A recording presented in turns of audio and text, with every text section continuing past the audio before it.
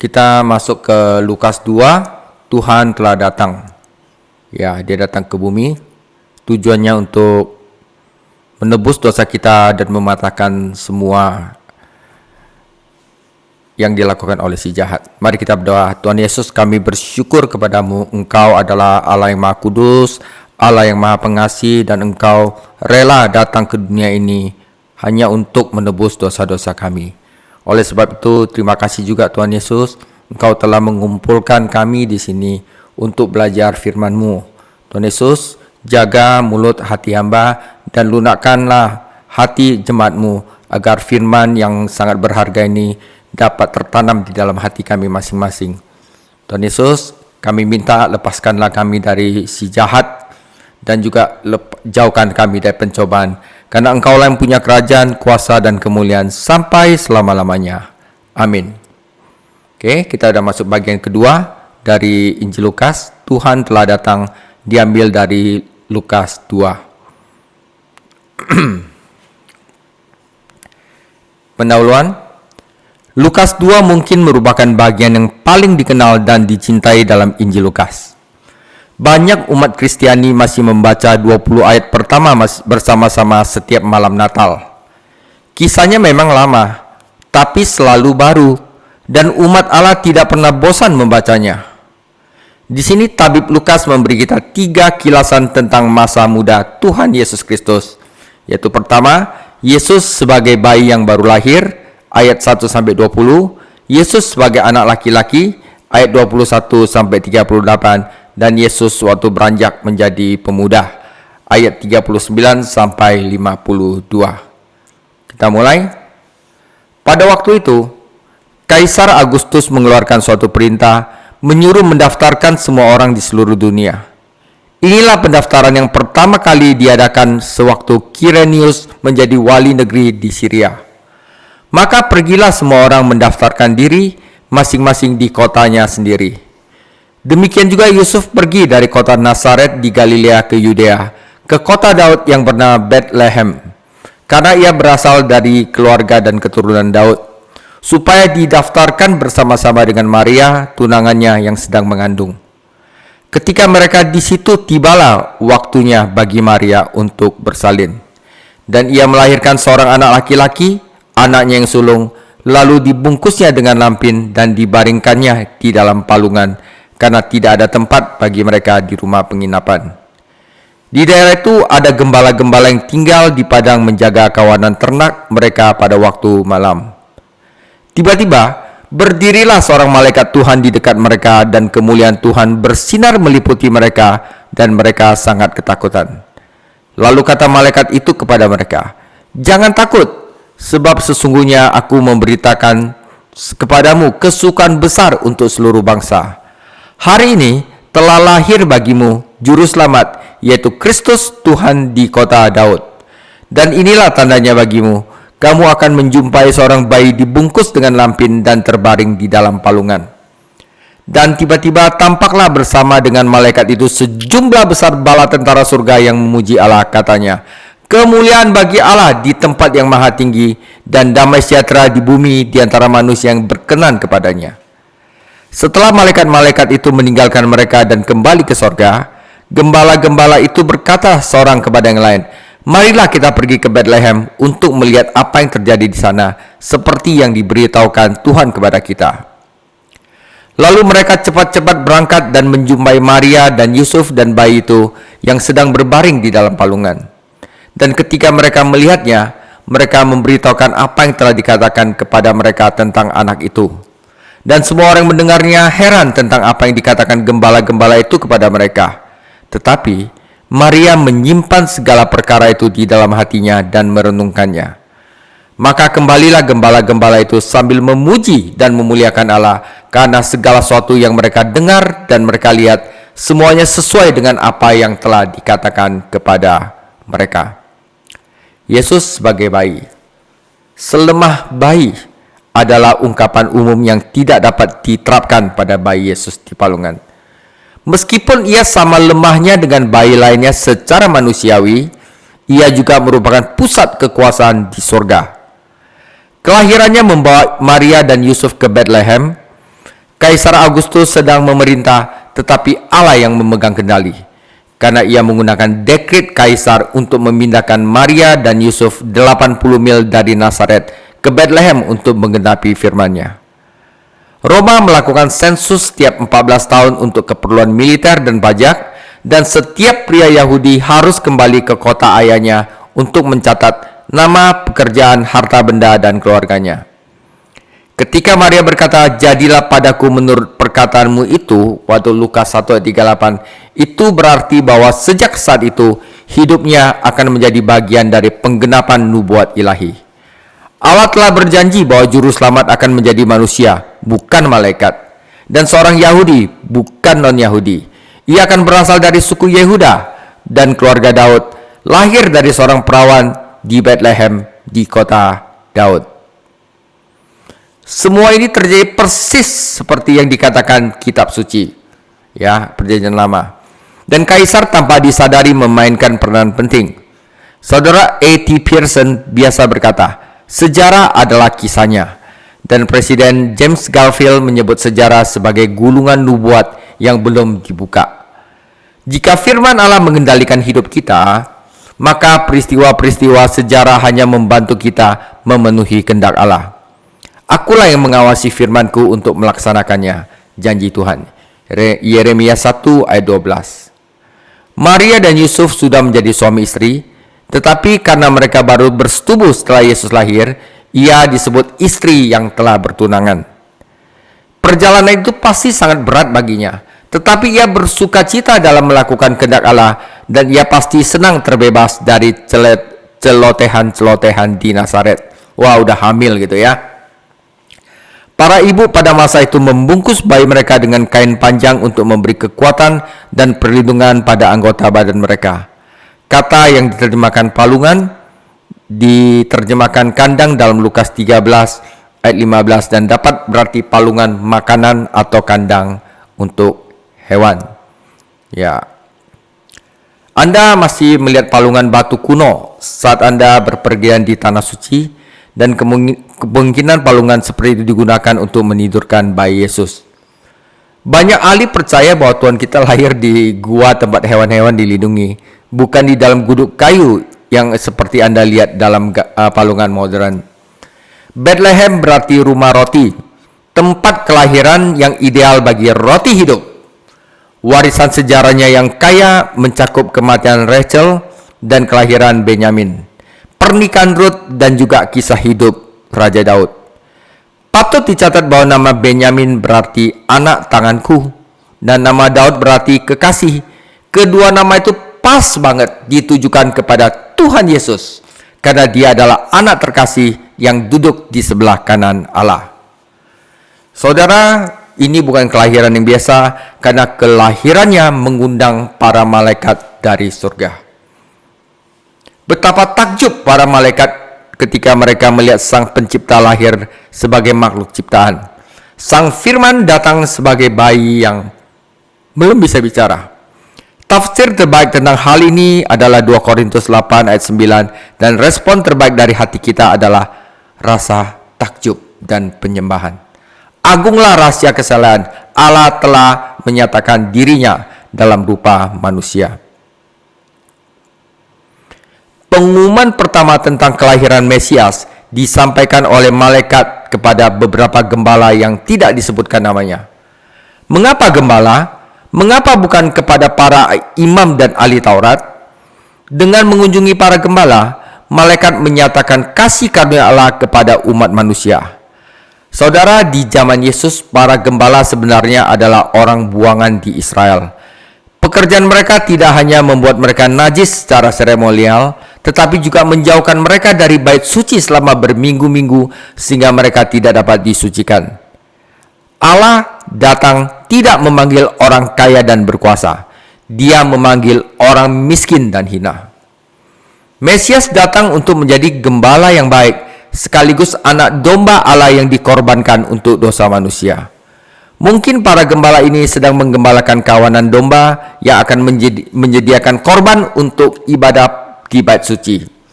Sudah sepantasnya kabar baik tentang gembala dan anak domba Allah disampaikan terlebih dahulu kepada para gembala yang rendah hati. Para gembala tidak mudah tertipu. Mereka adalah orang-orang duniawi yang praktis dan tidak terlibat banyak drama atau fantasi. Jika mereka berkata bahwa mereka melihat malaikat dan pergi menemui Mesias, maka Anda dapat percaya pada perkataan mereka. Allah memilih orang-orang yang bekerja keras untuk menjadi saksi pertama bahwa putranya telah datang ke dunia. Pertama, seorang malaikat muncul, mungkin adalah Gabriel, dan menyampaikan kabar gembira. Lalu tiba-tiba di surga, paduan suara malaikat bergabung dengannya dan menyanyikan kidung pujian. Untuk pertama kalinya selama berabad-abad, kemuliaan Allah kembali ke bumi. Jika para gembala yang berani saja takut dengan apa yang mereka lihat dan dengar, maka Anda dapat yakin bahwa itu nyata. Jangan takut adalah salah satu tema utama kisah Natal. Dan lihat, secara harafiah malaikat itu berkata, "Aku memberitakan kabar baik kepadamu, sukacita besar untuk seluruh bangsa." Ia menggunakan kata yang berarti memberitakan kabar baik, sebuah kata yang sering digunakan Lukas baik dalam Injil manapun dalam kitab Kisah Para Rasul. Kita melihat di sini penekanan Lukas pada Injil yang mendunia. Kabar baik di dalam Injil Lukas ini untuk semua orang, bukan hanya untuk orang Yahudi. Apa kabar baik itu? Bukan Allah telah mengutus seorang prajurit atau hakim atau seorang reformator, tetapi Dia telah mengutus seorang juru selamat untuk memenuhi kebutuhan terbesar manusia. Itu adalah pesan perdamaian bagi dunia yang telah mengenal banyak perang. Pax Romana, yaitu perdamaian Romawi yang terkenal, telah berlaku sejak 27 sebelum Masehi. Tetapi tidak adanya perang tidak menjamin adanya perdamaian.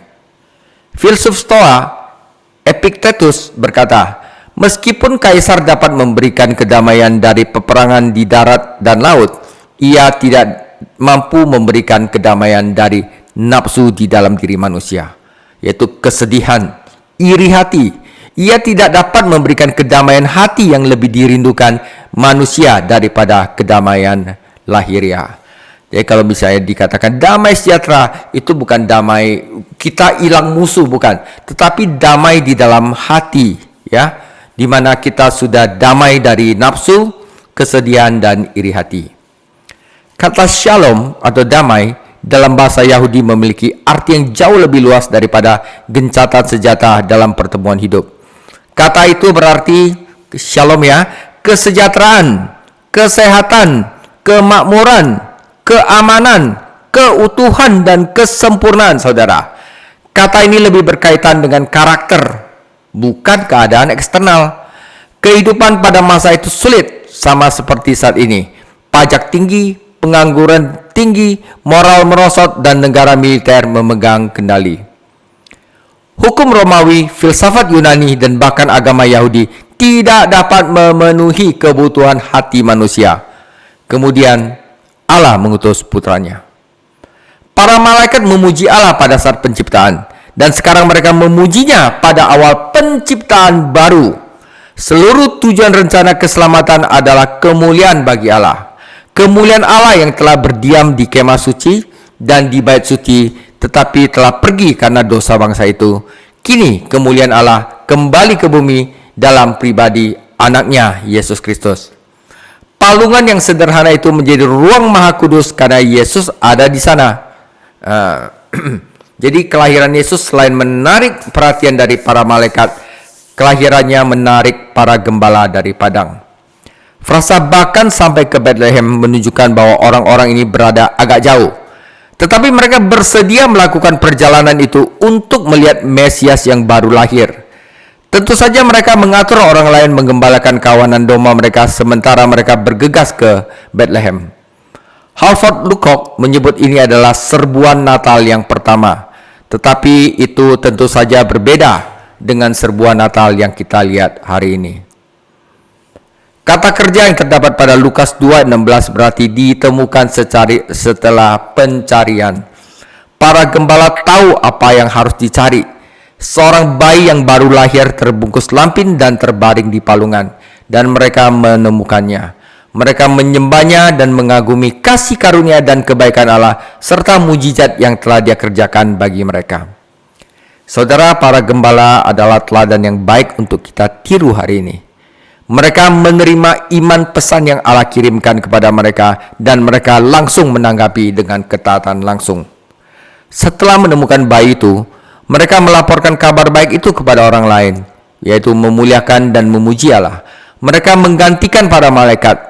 Kemudian mereka dengan rendah hati kembali ke tugas mereka, kembali ke pekerjaan lama yang sama.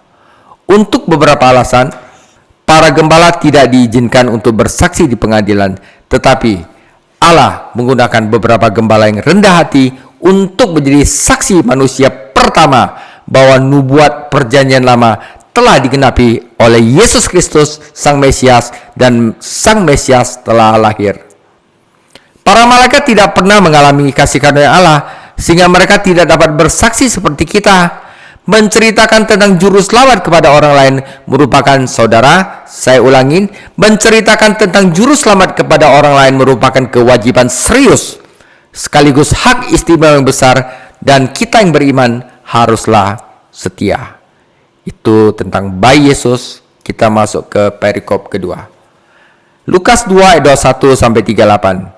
Dan ketika genap 8 hari dan ia harus disunatkan, ia diberi nama Yesus, yaitu nama yang disebut oleh malaikat sebelum ia dikandung ibunya.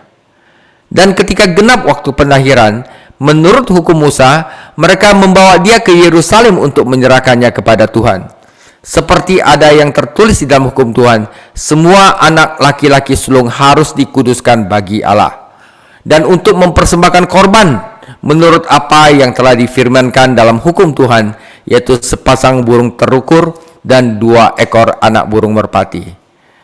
Adalah di Yerusalem seorang bernama Simeon. Ia seorang yang benar dan saleh, yang menantikan penghiburan bagi Israel. Roh Kudus ada di atasnya, dan kepadanya telah dinyatakan oleh Roh Kudus bahwa ia tidak akan mati sebelum ia melihat Mesias, yaitu Dia yang diurapi Tuhan. Ia datang ke bait Allah oleh Roh Kudus. Ketika Yesus anak itu dibawa masuk oleh orang tuanya untuk melakukan apa yang ditentukan hukum Taurat. Ia menyambut anak itu dan menatangnya sambil memuji Allah, katanya, "Sekarang Tuhan, biarlah hambamu ini pergi dalam damai sejahtera sesuai dengan firman-Mu. Sebab mataku telah melihat keselamatan yang daripadamu, yang telah Engkau sediakan di hadapan segala bangsa, yaitu terang yang menjadi pernyataan bagi bangsa-bangsa lain dan menjadi kemuliaan bagi umat-Mu Israel." Dan bapa serta ibunya amat heran akan segala apa yang dikatakan tentang dia. Lalu Simeon memberkati mereka dan berkata kepada Maria, ibu anak itu, "Sesungguhnya anak ini ditentukan untuk menjatuhkan dan membangkitkan banyak orang di Israel, dan untuk menjadi suatu tanda yang menimbulkan perbantahan, suatu pedang yang akan menembus jiwamu sendiri, supaya menjadi nyata pikiran hati banyak orang." Lagi pula di situ ada Hana, seorang nabi perempuan, anak Fanuel dari suku Asyir. Ia sudah sangat lanjut umurnya, sudah kawin, ia hidup 7 tahun lamanya bersama suaminya. Dan sekarang ia adalah janda dan berusia 84 tahun. Ia tidak pernah meninggalkan bait Allah dan siang malam beribadah dengan berpuasa dan berdoa. Pada ketika itu juga datanglah ia ke situ dan mengucap syukur kepada Allah dan berbicara tentang anak itu kepada semua orang yang menantikan kelepasan untuk Yerusalem. Bagian kedua, Yesus sebagai anak laki-laki. Tapi Lukas sekarang memberitahu kita tentang 3 pertemuan penting di bait suci di Yerusalem. Yesus anak itu bertemu Musa, Simeon, dan Hana. Musa. Perhatikan bahwa kata hukum Taurat digunakan 5 kali dalam Lukas 2 ayat 21-40. Meskipun ia datang untuk membebaskan umatnya dari perbudakan hukum, Yesus dibuat takluk kepada hukum Taurat dan menaati perintah-perintahnya. Ia tidak datang untuk meniadakan hukum Taurat, melainkan untuk menggenapinya. Orang tua Yesus menaati hukum Taurat terlebih dahulu dengan menyunat anak itu ketika ia berusia 8 hari.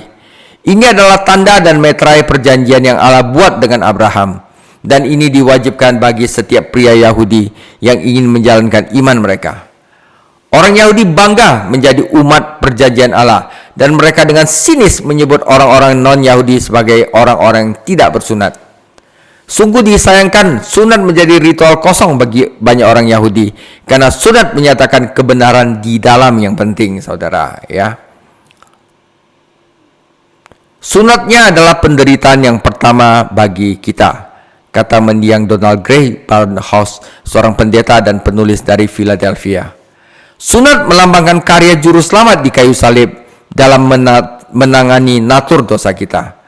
Dalam ketaatan kepada Tuhan, Maria dan Yusuf memberi namanya Yesus, yang berarti Yahweh adalah keselamatan. Namun sunat hanya permulaan. Ketika anak itu berusia 40 hari, Maria dan Yusuf harus datang ke bait suci untuk upacara penyucian yang dijelaskan dalam Imamat 12. Mereka juga harus menebus anak laki-laki itu karena dia adalah anak sulung Maria, kecuali mereka membayar 5 shikal untuk menebus sang penebus yang suatu hari akan menebus kita dengan darahnya yang mahal. Pengorbanan mereka yang sederhana menunjukkan bahwa mereka terlalu miskin untuk membawa seekor anak domba. Tetapi dia adalah anak domba. Hubungan Tuhan kita dengan hukum Taurat merupakan bagian yang penting dari pelayanan penyelamatannya. Yesus diciptakan di bawah hukum Taurat, dan meskipun dia menolak tradisi agama manusia, dia menaati hukum Allah dengan sempurna. Dia menanggung kutuk hukum Taurat bagi kita dan memerdekakan kita dari perbudakan. Tentang Simeon, ya, Simeon dan Hana seperti Zakaria dan Elizabeth adalah bagian dari sisa umat Yahudi yang setia, yang dengan penuh semangat menantikan Mesias mereka. Karena kesiapan dan keinginannya untuk mati, Simeon biasanya digambarkan sebagai orang yang sangat tua, tetapi tidak ada catatan dalam kitab yang mendukung hal ini. Tradisi mengatakan ia berusia 113 tahun, tetapi itu hanyalah tradisi. Saudara, kata penghiburan bagi Israel berarti harapan mesianik. Salah satu doa Yahudi adalah, semoga aku melihat penghiburan bagi Israel. Doa itu terjawab bagi Simeon ketika ia melihat Yesus Kristus di bait suci.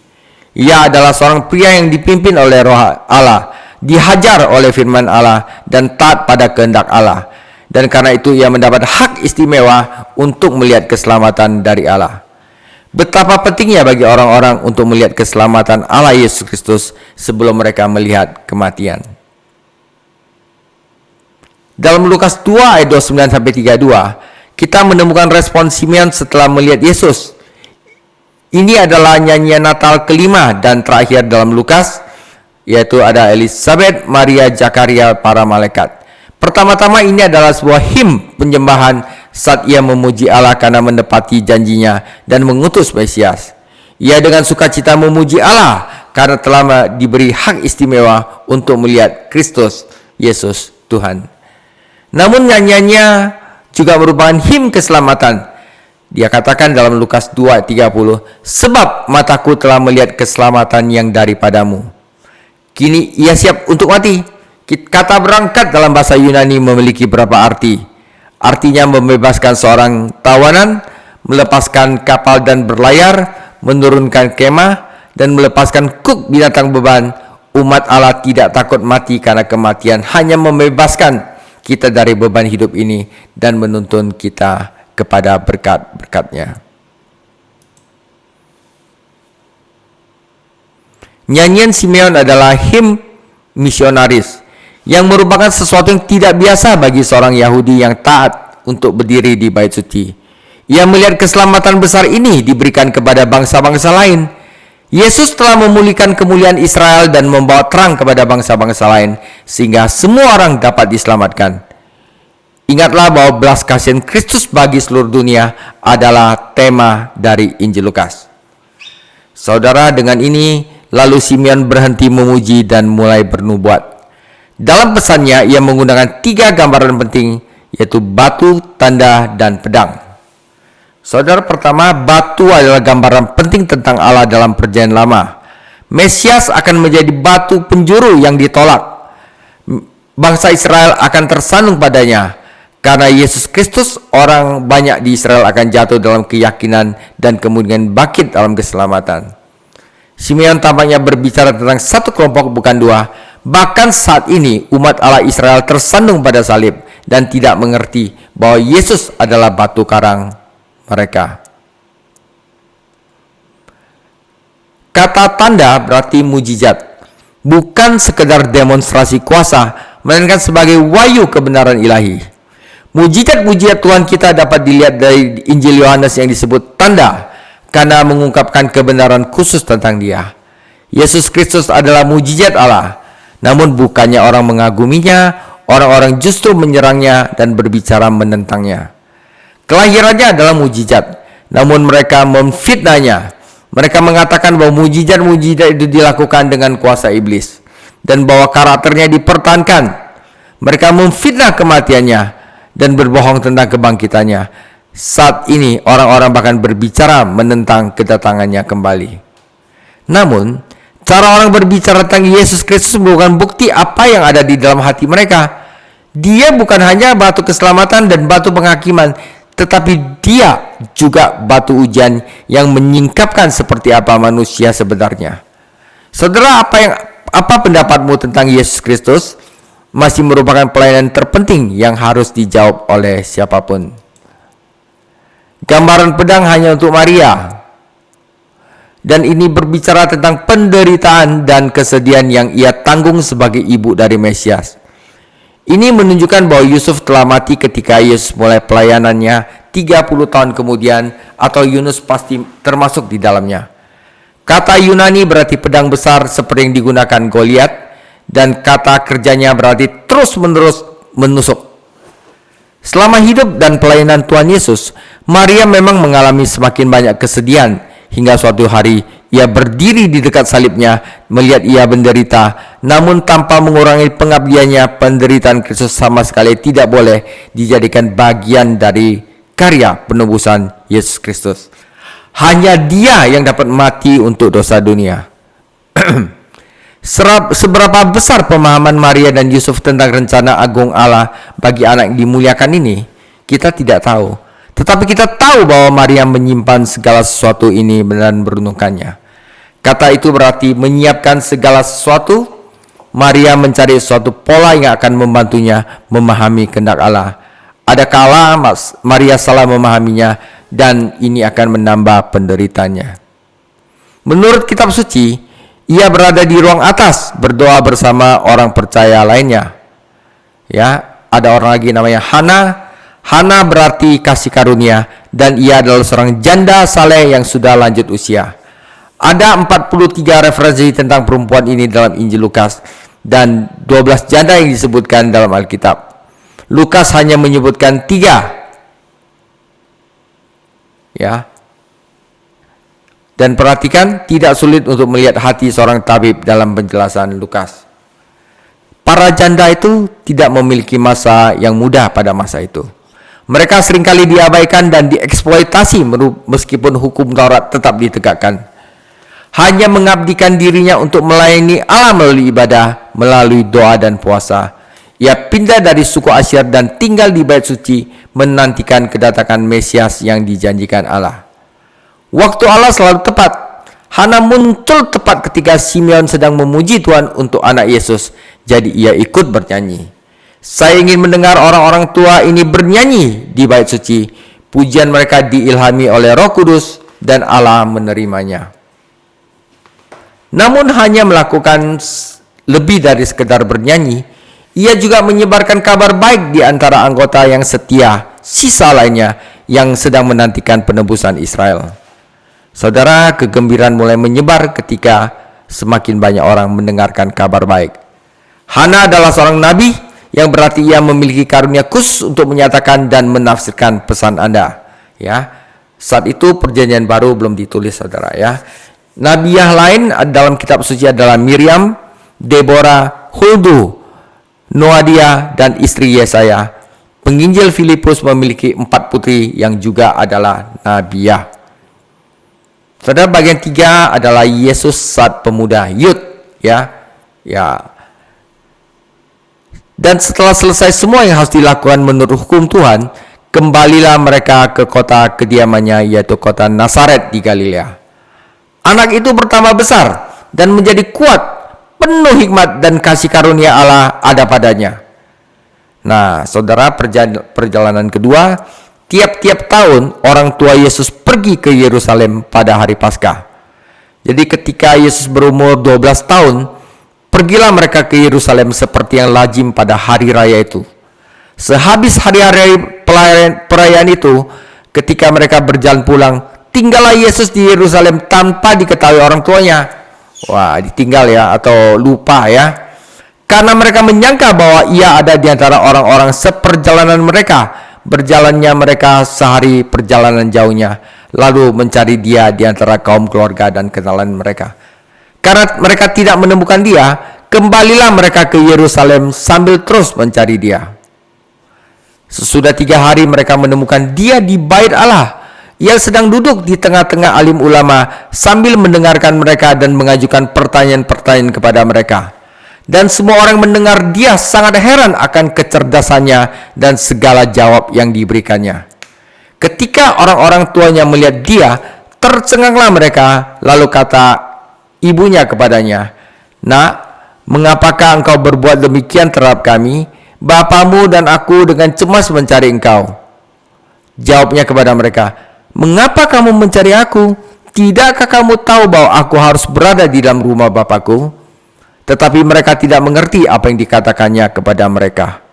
Lalu ia pulang bersama-sama mereka ke Nazaret, dan ia tetap hidup dalam asuhan mereka, dan ibunya menyimpan segala perkara di dalam hatinya.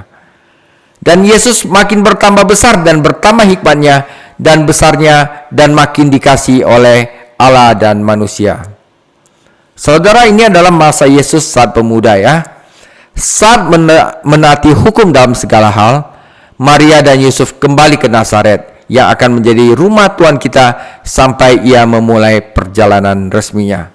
Ada banyak pria Yahudi yang bernama Yosua atau Yesus sehingga ia dikenal sebagai Yesus dari Nazaret, dan para pengikutnya disebut orang Nazaret.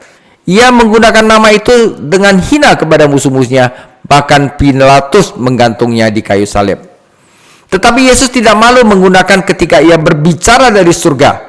Apa yang dicemooh manusia, Yesus Kristus bawa ke surga dan dimuliakan. Saudara, banyak dari agama lain bertanya, di mana Yesus waktu umur 12 sampai 30 ya, ada masa hilangnya Yesus. Apa yang Yesus lakukan selama tahun-tahun tersembunyi di Nazaret? Tabib Lukas melaporkan bahwa anak itu berkembang secara fisik, mental, sosial, dan rohani. Dalam inkarnasinya, Putra Allah mengesampingkan penggunaan atribut-atribut ilahinya sendiri secara independen, dan dia menyerahkan dirinya sepenuhnya kepada Bapa. Ada misteri-misteri mendalam di sini yang tidak seorang pun dapat sepenuhnya pahami atau jelaskan. Tetapi kita tidak memiliki masalah untuk menerimanya dengan iman. Yesus tidak melakukan mujizat apapun saat kanak-kanak sebelum dia resmi menjadi pelayan Tuhan ya. Terlepas dari tradisi, karena mengubah air menjadi anggur adalah awal dari mujizat-mujizatnya. Ia bekerja bersama Yusuf di bengkel kayu, dan tampaknya menjalankan bisnis itu setelah Yusuf meninggal. Yusuf dan Maria memiliki anak-anak lain selama tahun-tahun itu, karena kata sampai dalam Matius 1:25 menunjukkan akhirnya pasangan itu memiliki hubungan perkawinan yang normal.